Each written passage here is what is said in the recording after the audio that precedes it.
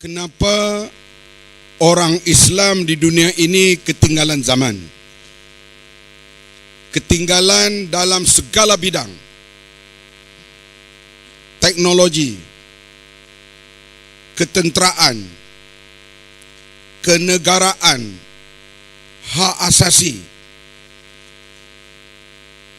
Kita lihat sekarang ini orang Islam menyelamatkan diri menjadi pelarian untuk menyambung hidup di negara orang bukan Islam, khasnya di Eropah. Jutaan orang menyelamatkan diri ke negara orang bukan Islam. Sebab di antara puncanya orang Islam tidak menghayati ajaran Islam. Terutama sekali khasnya di Malaysia ini, orang Melayu tidak sensitif dengan rasuah. Ini perkara yang paling pelik. Sedangkan ajaran agama kita meletakkan ar-rashi wal murtashi finnar. Pemberi rasuah dan penerima rasuah tempatnya dalam neraka.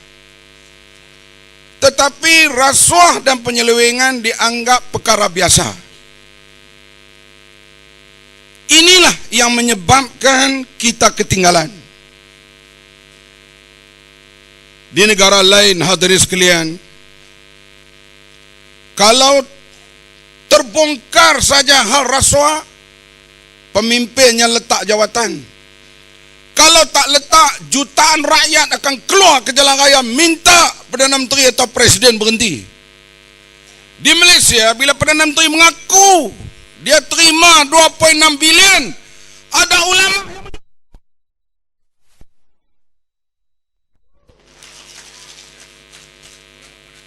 bukan orang lihat pada orang itu kita bimbang, orang melihat inilah dia Islam.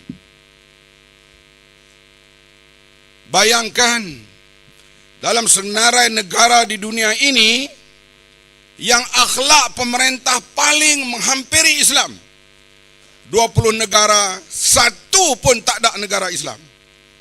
Yang paling atas Iceland, Ireland, Denmark, Switzerland, Finland, England.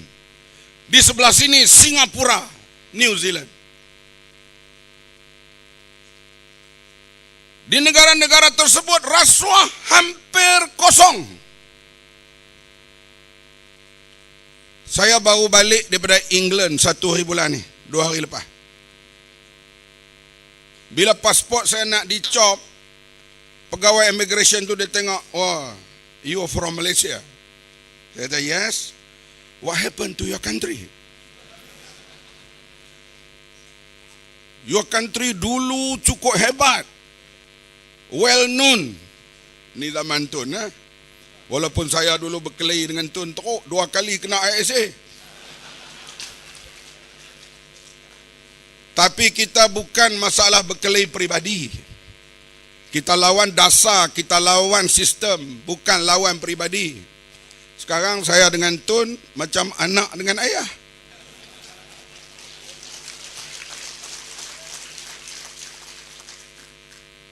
Dia tanya, apa jadi pada negara kamu? Dulu terkenal begitu hebat. Ini pegawai immigration, belum lagi ahli parlimen dia, belum lagi menteri-menteri dia. Tak malukah kita?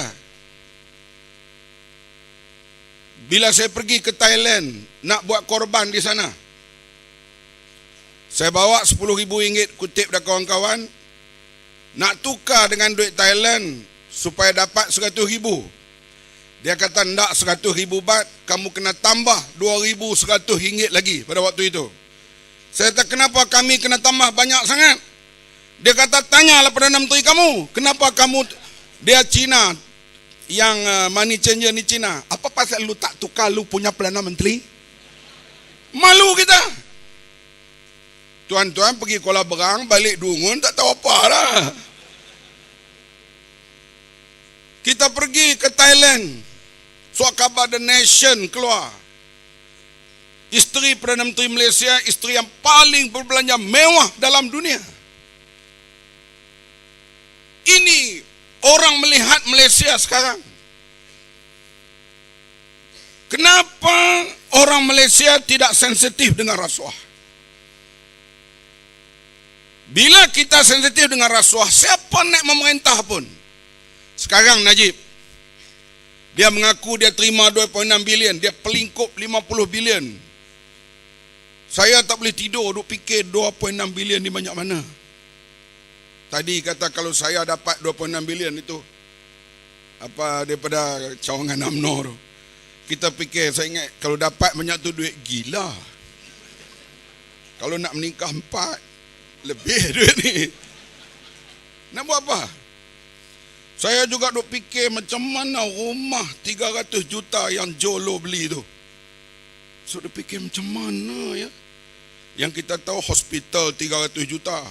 Berapa puluh doktor bekerja, berapa ratus katil, berapa orang jururawat. Nak habis 300 juta tu. Ini rumah 300 juta. Duit mana dia ambil? Semua ni hadirin sekalian menyebabkan orang melihat kita ni tak sensitif dengan rasuah. Bila tak sensitif dengan rasuah, bahaya. Kalau kami lah naik memerintah besok, saya curi lagi banyak. Sebab saya tahu, bila saya beri dedak, rakyat makan. Beri dedak, rakyat makan. Betul ke tak? Ni yang negara boleh jadi bankrupt ni. Tapi kalau rakyat sensitif, sekarang giliran Najib. Dia mengaku dia terima 2.6 bilion. Kita wajib jatuhkan dia. Esok, kalau kami naik pula memerintah, melakukan penyelewengan, wajib jatuhkan kami pula. Bila pemerintah yang melakukan rasuah, rakyat menjatuhkan, pemerintah bertukar, kebaikan akan pergi kepada rakyat. Dan tengok di Thailand sekarang. Dulu orang Siam datang ke Malaysia tahun 60-an, ambil upah tanam padi. Kalau dia pakai tak elok ke orang kampung, pakai tak elok, kita kata kamu ni siapa orang petani ya. Kita menghina mereka. Mereka susah. Sekarang orang Siam datang sini, dia tak ambil upah pada dia buka restoran Tom Yam. Kita pula kena Indonesia sekarang. Saya pergi baru ni, saya jumpa bekas-bekas menteri dia. Mereka itu orang yang duduk dalam senarai merah, tak boleh jadi menteri kerana KPK dia. Macam kita sini Badan Pencegah Rasuah, cek tak lulus untuk jadi menteri. Dia tanya saya, kamu pencegah rasuah di Malaysia di bawah siapa? Saya kata di bawah Perdana Menteri. Saya tanya dia, di Indonesia di bawah siapa? Di bawah Tuhan. Artinya siapa pun dia boleh panggil untuk didakwa di mahkamah. Dan ekonomi Indonesia sedang berkembang sekarang. Tidak pelik 10-20 tahun lagi, kita pula kena hantar wanita kita untuk jadi amah di Indonesia. You jangan gelak. Kita sedang menurun. Kerana pemerintahan Najib. Mimpi-mimpi UMNO tak lawan sebab beri dedak. Tak apalah. Hak yang tak UMNO pun lebih teruk. Tu dia punya kerih. Panjang nak buat apa kita. Minta tahu. Sebab itulah.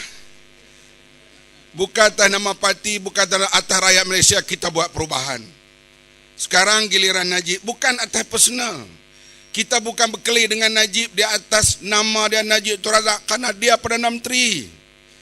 Perbuatannya itu menerima wang 26 bilion itu menyebabkan Malaysia dipandang rendah. Kita kena turunkan dia.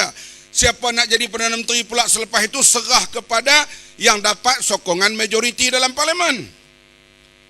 Sekarang ni yang majoriti masih PN. Takut apa? Tapi kalau ahli parlimen bersetuju bahawa Perdana Menteri lepas Najib, Datuk Mahfuz lah, tak ada masalah. Artinya yang dapat sokongan majoriti kita sudut bimbang lah siapa nak ganti.